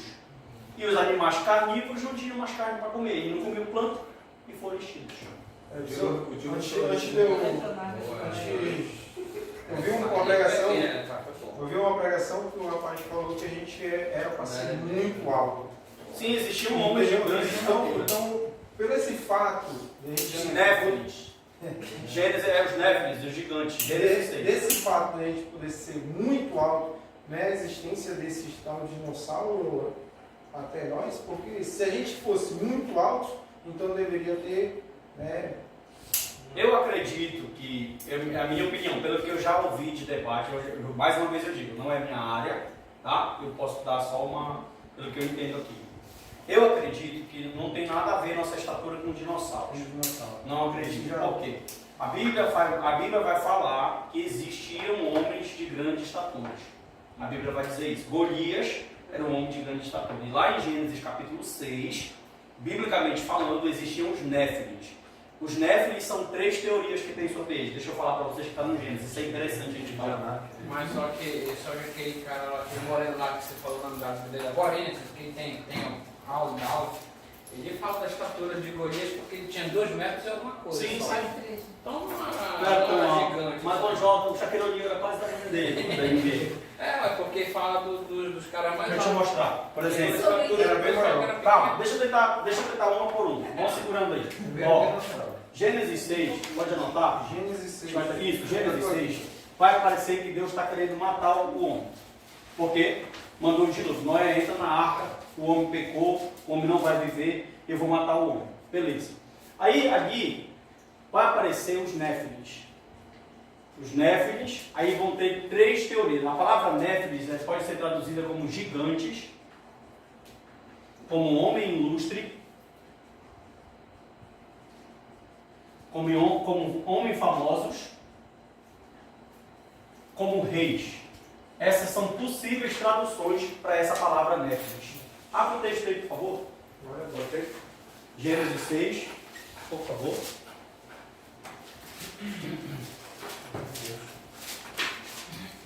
Isso. Deus vai anunciar o dilúvio depois disso aqui, ó. Já. Como se multiplicou os homens na terra, e nasceram filha, vendo os filhos de Deus. Pode ler para mim, Carlinhos, por favor. Vendo os filhos de Deus que as filhas dos homens eram formosas, tomaram para si mulheres, as que entre todas mais lhe agradaram. Então disse o Senhor: o meu espírito não agirá para sempre no homem, pois este é carnal, e os seus dias serão 120 anos. Ora, naquele tempo havia gigantes. Olha só, segura aí. Olha aqui todo mundo para mim. Naquele tempo havia o quê? Gigantes. Essa palavra gigantes, essa palavra em hebraico aqui, ó. Naquele tempo existiam os néfilis. Pode continuar. Ora, naquele tempo havia gigantes na terra, e também depois, quando os filhos de Deus possuíram as filhas dos homens, as quais lhes deram filhos, estes foram valentes, varões de renome na antiguidade. Viu o Senhor que a maldade do homem se havia multiplicado na terra e que era continuamente mau todo o desígnio do seu coração. Então se arrependeu o Senhor de ter feito o homem na terra, e isso lhe pesou no coração. Tá bom, tem. Olha, mais um antropofatismo aí, se arrependeu. Olha só, presta atenção aqui, todo mundo. As teorias sobre os gigantes são 3. A teoria política, a teoria genética e a teoria espiritual. São essas 3 teorias que você vai ver os estudiosos falando sobre esses gigantes. Primeiro, eles dizem que os filhos de Deus, que as filhas dos homens tiveram relações com os filhos de Deus. Elas falam que esses filhos de Deus aqui, alguns, por exemplo, Gil Sweg, da Bíblia do Expositor, falam que eles eram anjos caídos, demônios. Dá uma base lá de Judas. Isso. E deixaram a sua forma na Anjos caídos tiveram relação sexual com as filhas dos homens, e dessa relação sexual nasceram valentes, que são os gigantes, que são os néfilis. Viu? Essa teoria é chamada de teoria genética. A outra teoria é chamada de teoria política. Por quê? eles dizem que a palavra Néfilis, quais são as possíveis traduções? Gigantes, homem, ilustre, famosos e, na verdade, a palavra aqui, ó, quando se fala filho de Deus, são os plebeus. São homens ilustres, são homens famosos, são reis. E que filha dos homens, aqui nesse contexto, são as mulheres de sangue, são as mulheres normais. Então, as mulheres normais casaram com pessoas de sangue azul, reis, e dessa relação nasceram os valentes. A outra teoria é chamada de espiritual, que diz que filhos de Deus aqui são os descendentes de Sete, filho de Adão. E as filhas dos homens são descendentes de Caim. Viu? E qual é que o senhor concorda? Qual é que você acha mais bíblica, pastor? Eu concordo com a espiritual. Por quê? Porque a Bíblia nenhuma vez vai dizer que ela vai se referir, toda vez que a Bíblia se referir a anjo como filho de Deus, sempre é para anjo bom. Não tem nenhum texto bíblico que a Bíblia diga que anjos maus são anjos de Deus. Toda vez que ela fala assim, filhos de Deus, se referindo a anjos, são anjos bons. Jesus falou que os anjos não casam e nem se dão em casamento. Para mim isso já era suficiente. Não, são sexuais. Isso. Né? Jesus disse que eles não... Acabou. Quebrou aí. Acabou, mano. Quebrou tudo aí. Então é mais fácil, porque outra coisa, se os demônios casaram, ou se os demônios tiveram filhos com essas mulheres e nasceram esses gigantes, o que impede Satanás de estar povoando a terra ainda hoje? Se eles podem fazer isso. Então me explica aí, pastor Narciso, porque o texto de Judas vai falar isso, que eu já vi alguns pregadores colocando como base esse texto aí, pegando isso que eu te falei. Sim. E os anjos deixaram o seu estado natural e tarará, aí Deus os tem presos, né, em cadeias. Sim. Para o grande dia. Explica essa. Na verdade, isso está falando de um texto escatológico. Eu sei qual é o texto que você está falando. Por exemplo, lá no Apocalipse de 12 e 18, a Bíblia vai dizer que Deus vai pegar um anjo e vai dizer assim, só vai lá, pega a chave do abismo e abre o abismo lá. E vai sair desse abismo 200 milhões de demônios. Posso ler aqui nessa? Olha aqui vocês. E há anjos que não guardaram o seu estado original, mas abandonaram o seu próprio domicílio. Sim. Ele tem guardado sob trevas e algemas eternas para o juízo Isso, do grande com glória. dia. Aí eu estou te respondendo. Lá no Apocalipse, ele vai liberar esses anjos para a grande tribulação. Estão guardados no inferno, chamado Hades, num lugar. Não é o inferno. O inferno é o Guiena. O Guiena é o lugar de punição final. Sim. Então, depois do grande juízo que vai todo mundo, diabo, petista, brincadeira, diabo e toda a galera vai para o inferno, certo? Antes do juízo final, o que acontece? Olha só, aí lá no Apocalipse 8 e 12, o Senhor vai falar para o anjo assim, pega a chave do abismo, e ele vai liberar 200 milhões, que são esses anjos que eu estou acabando de falar. Eles serão liberados na grande tribulação. Esse estado original deles. Sim, estado original porque eles eram anjos bons. E agora eles são demônios. Agora eles são anjos caídos. E Deus prendeu eles. Por que Deus prendeu eles? Se ele tivesse aqui, ele estava na pior. Entendeu? Cara. Aí outra coisa. Olha como isso aqui é interessante. Lá nesse mesmo texto, ele vai falar que tem Abaddon. Não é E ou Apolion. É só um anjo. Porque um nome é grego e o outro é hebraico. Abaddon ou Apolion. Ou. Isso, não é E, é ou, é só um. E ele vai dizer Abaddon ou Apolion. E ele vai dizer que esse anjo aqui, ele é o rei. É o mesmo, então. Não, é o mesmo. Só que o nome é hebraico e o outro é grego. Entendeu? Presta atenção. Ó, ele vai dizer que esse anjo é o rei do abismo. Ele está preso e vai ser solto junto com essa galera na grande tribulação. Agora presta atenção. Para Satanás, a Bíblia fala que ele é o príncipe das trevas. Ele é o quê? Qual é o maior, o príncipe ou o rei? Então tem um demônio mais forte que o diabo. Eu acho que ele que te... Onde é que ele entra nessa quebra desse demônio? Onde é que ele entra? Onde é que ele entra, César? Onde é, por exemplo? O Satanás, a Bíblia fala do caído, por que não... Olha, onde você está levando a minha aula? Porque fala de Satanás, e por que não fala deles? Já Como que assim? a Bíblia diz que Deus fala, não. A Bíblia diz que Deus, né, jogou a Sim, parte dessa parte é onde criou Satanás, né? O Carlinhos te Só que respondeu. não fala dessa criação desse cara aí. Fala. Não, na criação, na verdade fala do ser que Ele está tá preso lá, Sim, é mais ó, forte que Satanás. o texto de Judas que o Carlinhos leu, mostrou o texto de Apocalipse. Olha a necessidade de eu ler a Bíblia por completo. Verdade. Você está vendo? É o contexto. Contexto, cara. Tu não vai conseguir entender se tu não ler A a gente Bíblia já por está querendo completo. entender ou Tu não? me perguntou o texto de Judas, eu te respondi o texto de Judas te citando Apocalipse. Sim. Porque lá no Apocalipse João vai mostrar que esses demônios estão lá, aí vai ver eles com dente de leão, com gafanhoto, vão ser tudo solto na grande tribulação. E esse demônio, para alguns, ele é mais forte que o próprio diabo. Gente, vocês estão achando que esses filmes de Hollywood é brincadeira? O que está vindo aqui, meu irmão... Então ele nem caiu, se ele cai... Não, o cair não significa cair literal. O cair significa que ele não pode mais enganar. Sabe por quê? Porque se ele tivesse caído, os anjos não voltavam lá no Jó. A Bíblia diz que Satanás estava rodeando a terra e ele voltou lá.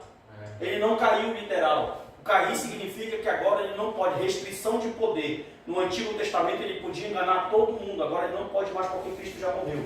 Quando Cristo morre na cruz, aí que ele cai. Ou seja, ele perde o seu poder e agora a igreja tem que enganar Jesus ali na cruz, né? Entendeu?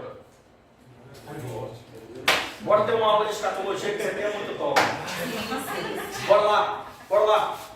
Onde é que eu estava falando? Vocês entenderam isso aqui? Olha só, então, Márcio, os Néfilis, para mim, eles são os descendentes de Sete e são os descendentes de Caim. Para mim, não são gigantes. Porque se fossem gigantes, era a união genética de anjos caídos e mulheres. Aí é perigoso. Isso é perigoso. A senhora que queria falar? O que foi que queria falar? Fizeram uma pergunta. Fale, Marisa. Voltando ao assunto dos dinossauros, né, pastor? Tem a questão também. Nossa, vocês dos- inculcaram com esse dinossauro. Sim, Já pode falar. curti, mas Pode é falar. um dinossauro. Tem a questão também dos neandertais, dos homens. Tem fósseis também deles, Sim, né? por isso que eu falei, eu perguntei se vocês acreditam no dinossauro. Ele falou não, mas aí os ossos estão lá. É. Contra fato, Não, não tem né? argumento. Se o osso não existisse, a gente beleza, mas está lá o osso. Mas tá lá. De quem é? O osso não é meu. É de alguém. Aí eu já vi, tem que saber, a curiosidade é saber onde é que eles se encaixam na história, esses neandertais junto com esses dinossauros. Pois é. Aí, por exemplo, os geólogos, biblistas, teólogos, eles vão tentar, dentro da história, encaixar. Foi no tempo pré-adâmico? Provavelmente foi. Por exemplo, assim, como eles foram extintos? Você acredita? Eu não acredito na teoria do hiato. Então, para mim, não foi a queda de Satanás que extinguiu eles. Então, eu acredito que eles foram extintos por causa do dilúvio. O dilúvio mexeu em toda a terra. Se você for estudar sobre o dilúvio, ele mexeu com toda a terra. Inclusive, antes, vocês não deixam. Inclusive, antes, tudo era, Pangeia. Era um continente só.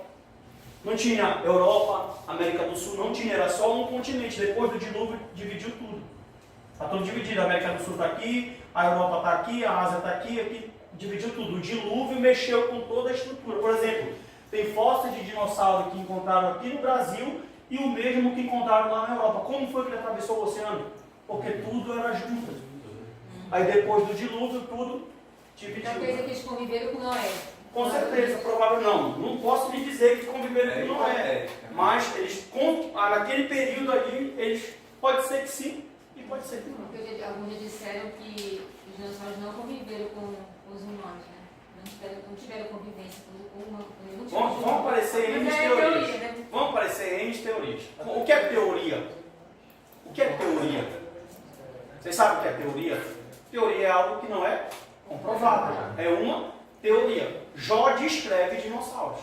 Até porque, né, César? Jó descreve dinossauros. Aqueles bichos que Jó descreve, você não encontra em nenhum lugar do mundo. Monstro marinho, Leviatã, ele descreve características que batem com dinossauros. Eu acho, não, César, até porque eu acho, né? Não foram juntos, porque se Deus enviou o dilúvio, Deus não poderia então salvar uma espécie de. Mas Tá entendendo? seria quase impossível De a dinossauro. convivência entre Mas humanos será que e não vai dinossauros. Tá entendendo? Então não tem uma lógica. Eu acho que acho que era no tempo de Adão. Bora orar. Essa madrugada, vamos orar a Deus. Vamos orar a Deus. Perguntar ao Senhor. Mas essa da folha eu achei bacana. Sim, sim.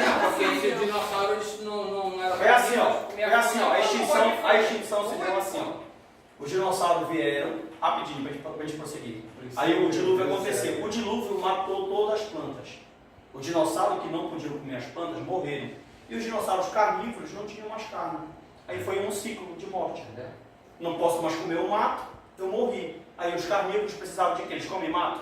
Não, eles morreram. Entendeu? Por que o crocodilo viveu? Porque ele é do mar. E lá ele é do tempo dos dinossauros.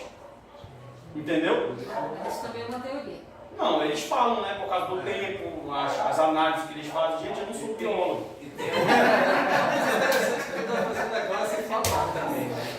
Bora lá. Já Eu quero me comprar um livro sobre dinossauro na próxima Vou comprar esse livro isso, né? Não, mas era do gelo, bacana, lá explica. Era do gelo, pessoal. Bora lá, bora terminar. Bora terminar lá. Trindade. A gente embora. Eu já acordou Se você quiser agora. saber sobre dinossauro, vá no Parque Shop, tá tendo uma exposição lá. Olha, só que até a exposição, Patrick, é tudo dentro do naturalismo filosófico evolucionista. Tu vai ler as características, os nomes, as classes, tudo, mas tudo é milhões de anos, bilhões de anos. E isso não bate com o texto bíblico. Entendeu? A Terra não tem milhões de anos segundo a Bíblia. A Terra tem milhões de anos segundo a ciência. É isso que a gente tem que entender. E a gente não segue ciência. A gente segue Bíblia. Nós não somos evolucionistas, nós somos criacionistas. Bora lá. Trindade. Deixa eu só pegar aqui minha vez. Trindade em 3 pessoas? Isso.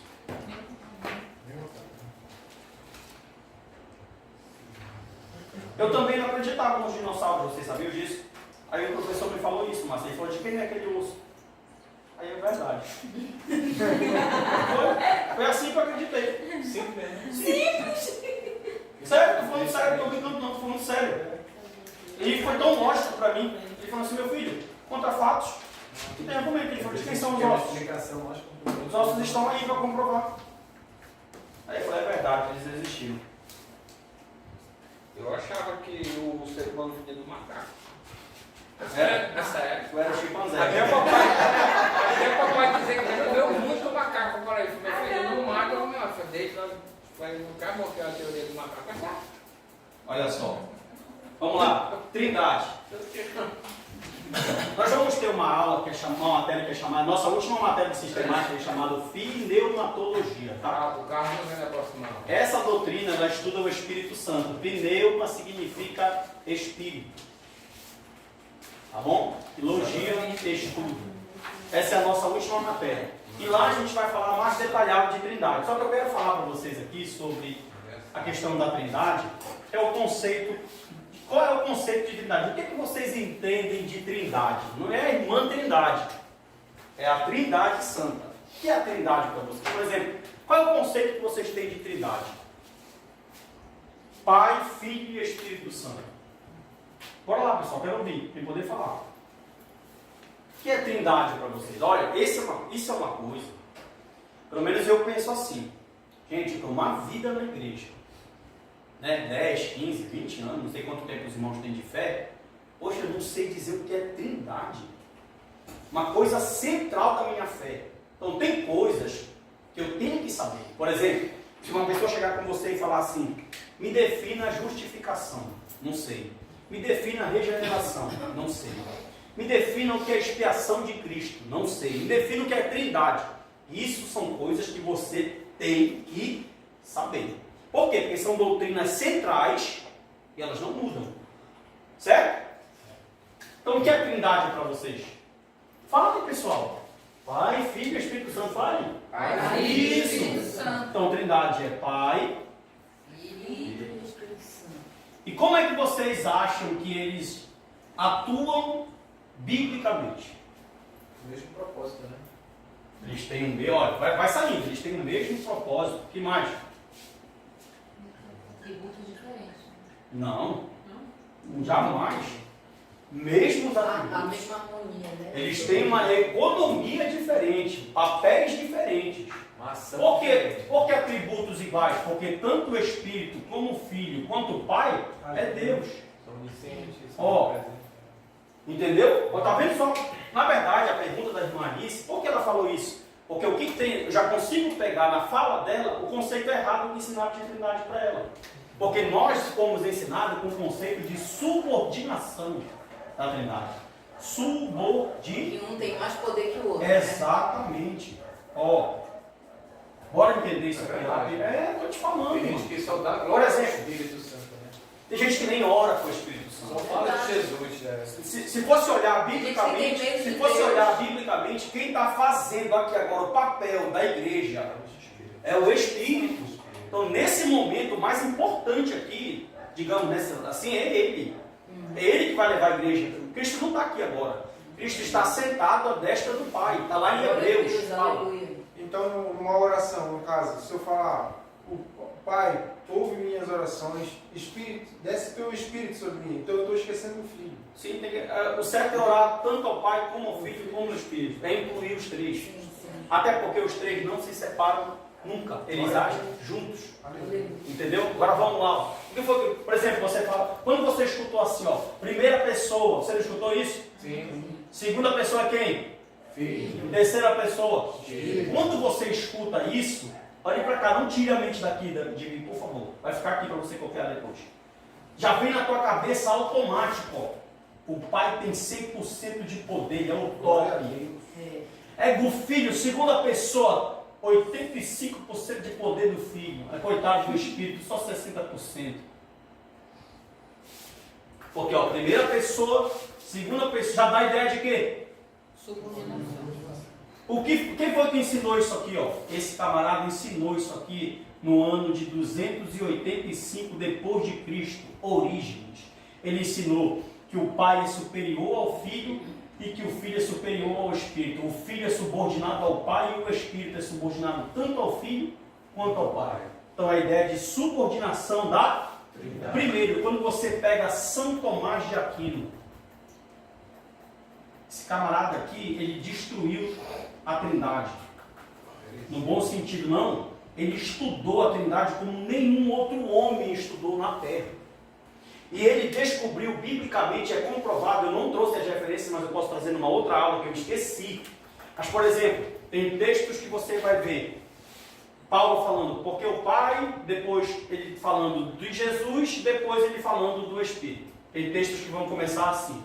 Depois você vai ver textos que ele vai colocar Jesus em primeiro, depois vai vir o Espírito e por último vai vir o Pai. Aí vai ter outro texto que ele vai colocar primeiro o Espírito, depois o Filho e por último o Pai. Aí vai ter outro texto que ele vai colocar o Filho como primeiro, o Pai como segundo e o Espírito como terceiro. Sabe o que isso significa? Que no pensamento bíblico todos eles são iguais.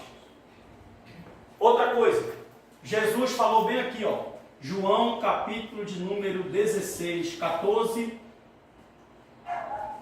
João capítulo de número 16, ele disse, eu vou, mas eu envio outro Consolador. Ó, existem duas palavras para outro no grego. A primeira palavra é hétero. Já viu heterossexual? Significa diferente. A outra palavra para outro na língua grega é a palavra allos, que significa igual, da mesma forma e do mesmo poder.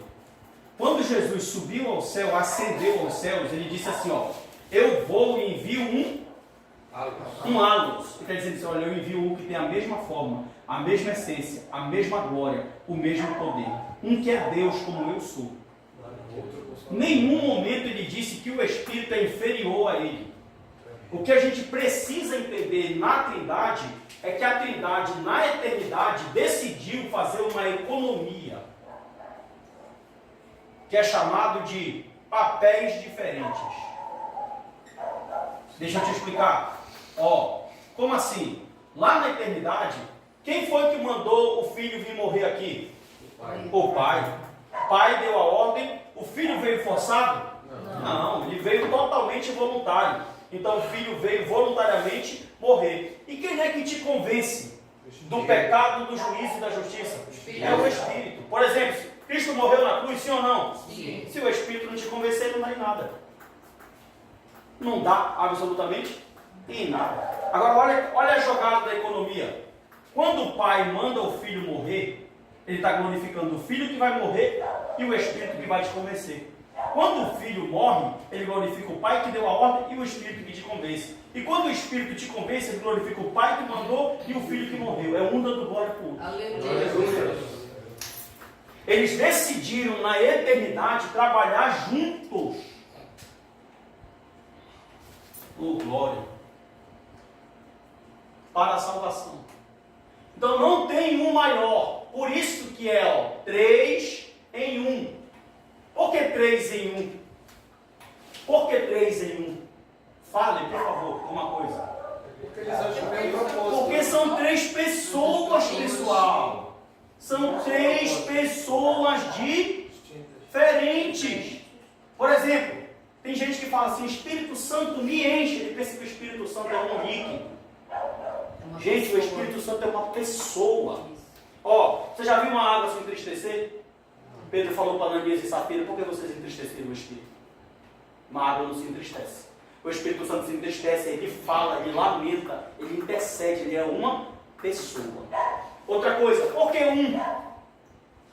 É aqui que dá um bug nas pessoas.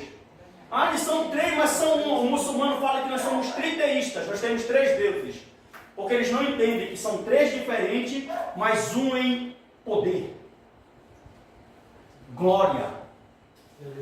Essência. O Espírito não, o Pai não é mais poderoso que o Filho, nem que o Espírito. Eles têm a mesma essência. Eles têm os mesmos atributos. Eles têm a mesma glória. Eles são Deus do mesmo jeito. Aleluia, Jesus. O que diferencia é que cada um tem um. Isso aqui te faz entender o quê? A tua família. Ó. O pai tem um papel, a mãe tem um papel e os filhos têm um papel. A família representa a Trindade. Pegou? Amém. Amém ou não amém? Então nunca use essa expressão primeira pessoa. Está errado isso. Isso é ideia de subordinação. Segunda pessoa da Trindade. Terceira pessoa da Trindade. Ideia católica e ideia de subordinação. O certo é dizer o Pai, o Filho e o Espírito. Porque você está aprendendo que eles são 3 pessoas diferentes, mas eles têm a mesma glória. Fala. Onde nasceu essa palavra de interceder? Tipo, o pessoal acredita que Maria intercede, né? E Jesus, onde ele intercede? De que forma ele intercede por nós? O texto de Hebreus está dizendo lá, na carta de Hebreus, não me lembro a referência, mas eu preguei sobre Hebreus aqui antes dessa conferência da família, está dizendo que hoje Cristo está à destra do Pai, à sua direita, intercedendo por nós. Quem está aqui agora é o Espírito. Agora ele está glorificado. Ele intercede. Entendeu? Por exemplo, quando o Senhor Jesus subiu, Jairo, ele falou assim, olha, eu vou mandar quem? O Espírito intercede. Tá, presta atenção, também. Como é que o Espírito, quem é que vai entregar a igreja para Jesus no arrebatamento? O Espírito. Como foi que Jesus deixou essa igreja para o Espírito? Santa, perfeita, pura e imaculada. E a igreja que ele vai entregar é santa, perfeita, pura e imaculada. Glória a Deus. Por quê? Porque a mesma glória que o Filho tinha, o Espírito também tem. Então por isso que tem a igreja visível, visível, que é a igreja que nós vemos, mas essa igreja visível não é a igreja que sobe. Porque nessa igreja tem salvo e tem ímpio. A igreja que vai subir é a invisível. A igreja invisível é aquela que o Espírito conhece. Entendeu? Não, ela é católica. Como assim, pastor? Você está doido? A palavra católica significa universal, irmão. Viu? O que complicou foi que é católica romana. Se você perguntar para você, se você é a igreja católica de Deus, é a igreja universal. Deus não tem salvo na Holanda? Deus não tem salvo na Argentina? Fale, pessoal. Sim. Deus não tem salvo na África? Sim. Então a igreja é o quê? Católica. Ela é católica. Ela só não é o quê? Ela só não é romana. O romanismo que acabou. Mas ela é católica. A palavra católica significa universal. A igreja de Cristo é católica, apostólica, mas não romana. Por que católica? Porque ela é universal, apostólica, porque tem baseada no ensino dos apóstolos. Essa é a igreja de Cristo. Então aqui vai subir a igreja o quê? Invisível. E quem contribui para essa salvação é a Trindade. O Filho morreu. Quem convence? O Espírito. Quem te regenera para te acreditar? O Espírito. Não tem salvação se o Espírito não fizer isso. Se o filho não viesse morrer, ele não tinha glória para o Espírito nem para o Pai. Olha o que o Senhor Deus falou. Ele disse assim para Jesus: todo joelho tem que dobrar e toda língua tem que confessar. Por quê? Porque na salvação, quem morreu na cruz foi o Filho. Então, se alguém quiser chegar no céu, tem que dobrar o joelho e confessar que o Filho é Deus. Senão não chega lá. Dessa forma que é intercessão? Também é uma espécie de intercessão. Entendeu? O que? Eu não consigo te entender quando tu fala de intercessão. Intercessão porque, tipo, interceder. Eu vou lá na tua casa pelo Carlos, eu vou falar por ele. Entendeu? O Carlos vai falar tal coisa e eu vou lá falar pelo Carlos. Vou interceder lá por ele. Entendi agora. Entendeu? Na morte de Cristo acontecem várias coisas. Uma delas é regeneração, que é feita pelo Espírito. A pergunta é ótima, agora eu entendi. A outra coisa que acontece na salvação, para quem sabe, é a conversão, que vem junto com fé e arrependimento. E a outra coisa que acontece é a justificação. A justificação de Cristo significa, sabe o que, Jair? Estar livre diante do tribunal de Deus. Estar livre diante do tribunal de Deus. O salário do pecado é a morte. Se Deus olhasse para nós agora aqui, Ele mataria a gente, sim ou não? Sim. Por que não mata? Porque tem o sangue de Jesus. Porque o sangue de Jesus nos justifica. E isso aqui é a intercessão maior por nós. Ó. Todo justificado pelo sangue já é convertido e já foi regenerado. Então ele está absolvido pelo sangue de Jesus. Então é uma ordem que vai vir até tu alcançar a última, que é a glorificação. Não, isso aqui é soteriologia. Soteriologia, doutrina da salvação. Aí vai ter, ó, eleição, chamado, regeneração, conversão, justificação, adoção, perseverança dos santos, morte e a última, glorificação. Viu? Mais alguém? Márcio? Trindade. 3 diferentes. Por exemplo, testemunho de Jeová. Eles falam que o Jesus é Miguel e o Espírito Santo para eles é uma força que emana de Deus. Eles não dão divindade nem ao Filho e nem ao Espírito. Para eles só existe Deus Pai, monoteístas, o Filho é um homem qualquer e o Espírito é uma força que vem de Deus. A ideia é bíblica. Não, eles são unicistas. Eles falam que Deus não tem sócio. Sim. É uma espécie de monoteísmo. Entendeu? Aqui só que é o seguinte, ó, a Bíblia vai dar a mesma glória, a mesma essência para os três, mas vai dar o que para eles?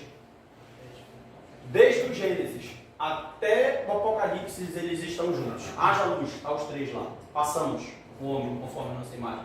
Por exemplo, morte de Cristo. Ressurreição. A próxima aula é Cristologia. É muito interessante isso. O ministério de Cristo. Cristo não desceu vazio aqui da sua glória? Então, os milagres foram realizados através de quem? Tudo que ele realizou foi através do Espírito. Porque a Trindade não se separa, eles trabalham juntos.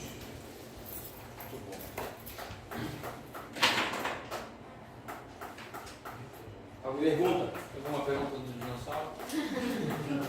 Há quem diga que os homens mataram o Filho de Deus, mas não foi assim, né? Tem um texto na Bíblia que fala que foi do agrado do Ninguém matou Deus. Ou seja, o Filho, no caso de Jesus. Ninguém matou Deus. Jesus se entregou voluntariamente. Roma não matou Deus. Não foi o próprio Deus. O próprio Deus se entregou voluntariamente. Ele veio justamente para que nós pudéssemos ter acesso. Foi do agrado do Pai moído, no caso. O próprio Deus. Tu não viu lá na oração do Getsemane? Senhor, se possível, passa de mim esse cálice, mas que não seja feita a minha vontade, a tua. Ou seja, já estava determinado aquele plano, que ele tinha que vir naquele propósito. Lembra do Getsemane que ele falou que você poderia pedir agora? Sei quantas legiões de anjos para vir aqui. Irmão, quem estava morrendo no corpo humano ali era o dono de tudo, era o Logos, era Deus. Entendeu? Aquilo ali foi um acontecimento muito terrível, mas ele se entregou voluntariamente. Ele falou em João 10, eu dou a minha vida às minhas ovelhas e me agrada dá-la. Não tem demônio, porque o pessoal pensa, o diabo venceu. Que diabo, irmão?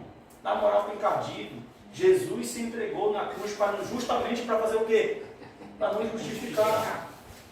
Ele se entregou justamente para nos dar vida e vida com abundância. E quem acredita nisso através do Espírito é o quê? É regenerado e convertido. Meu Deus, faça a prova agora. Entendeu? Está quentinho. Mamãe me chamava de encardido, né? Criança. Então descobriu por quê agora. Tu pode jogar bola lá que tá todo encardido. Alguma dúvida sobre a Trindade? Gente, eu não acredito que vocês escutam e vocês não têm dúvida.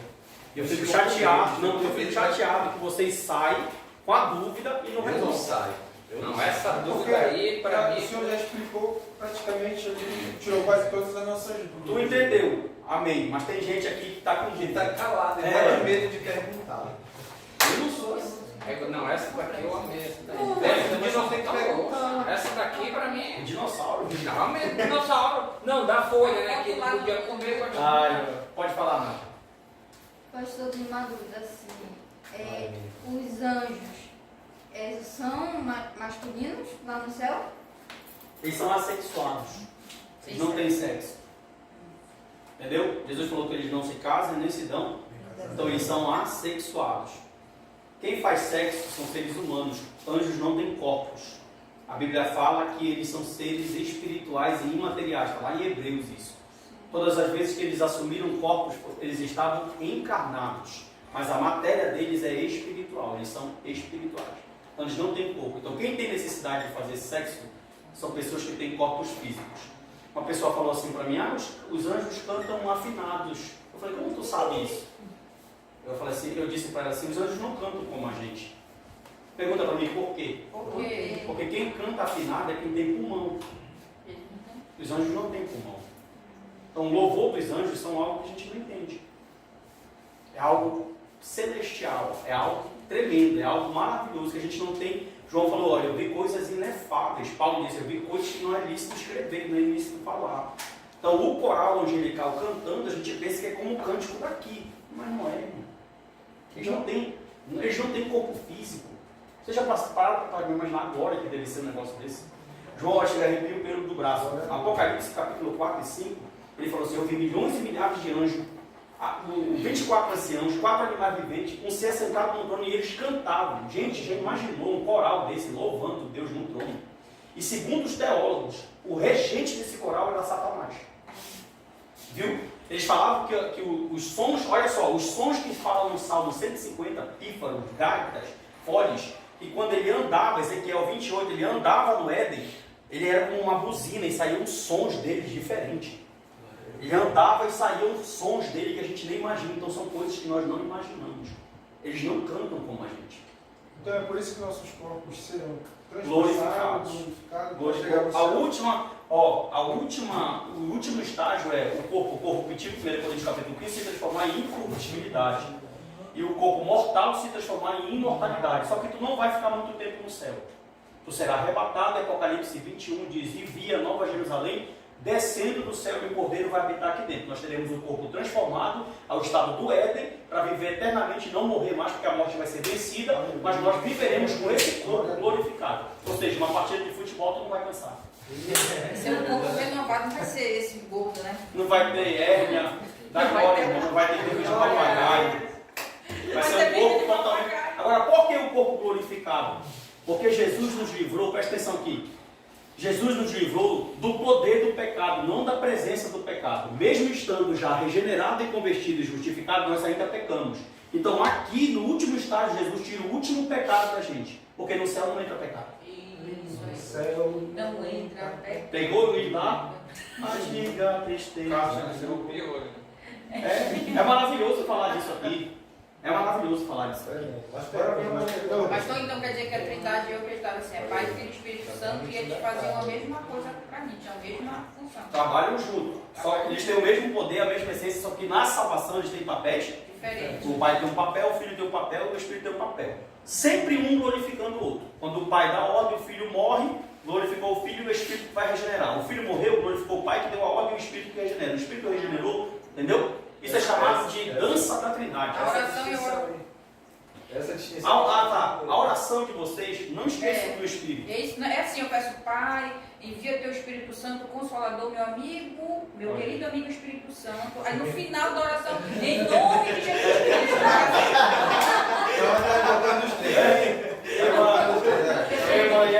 Esse aqui, ó, ele ora assim, Senhor, obrigado, Pai, obrigado pelo teu filho morrer, o Espírito. Agradeço o Miguel também pela experiência. Eu sou feliz pela criação que a minha mãe me deu nas orações, sabe? Porque a mamãe ensinava nós a orarmos o Pai Nosso que está no céu. Só isso. Não, no começo. Tá, Entendeu? No começo. Aí de lá, Senhor, muito obrigado. Agora também. Irmão, A oração dele agora, quando ele chega na casa, Senhor, de cabeça.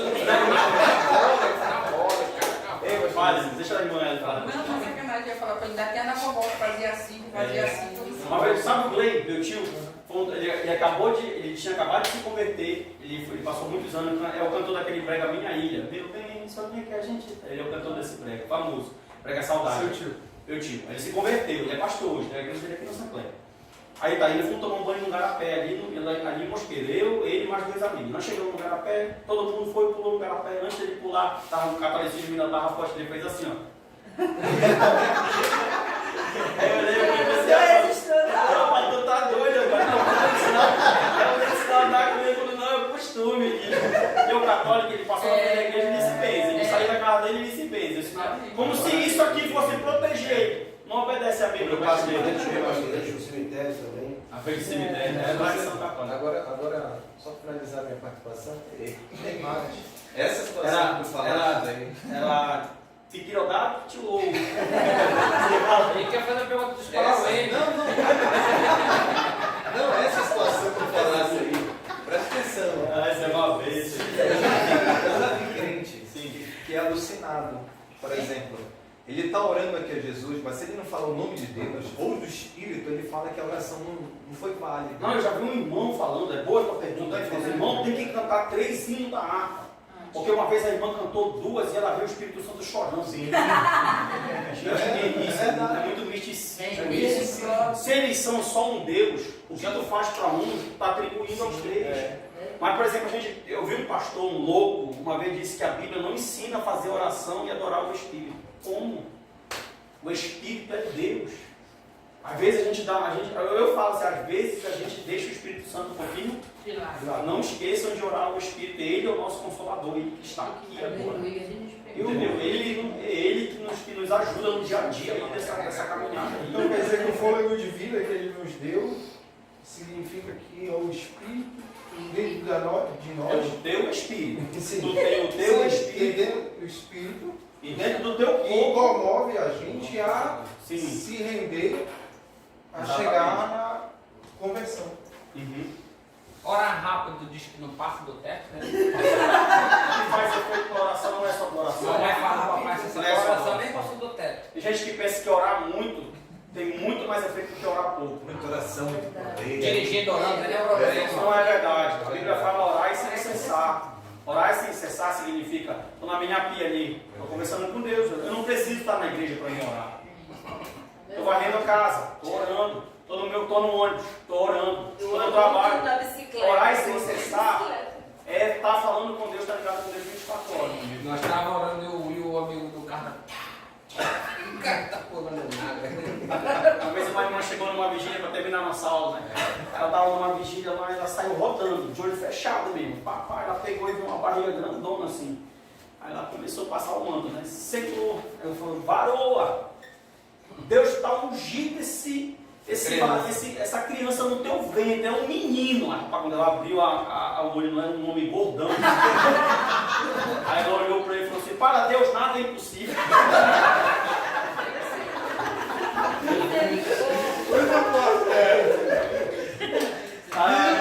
Gente, Deus abençoe vocês. Olha só, você tem rapidinho, não tem... Termina aqui, Breno. A doutrina é Cristo, né? Olha, quinta-feira que vem,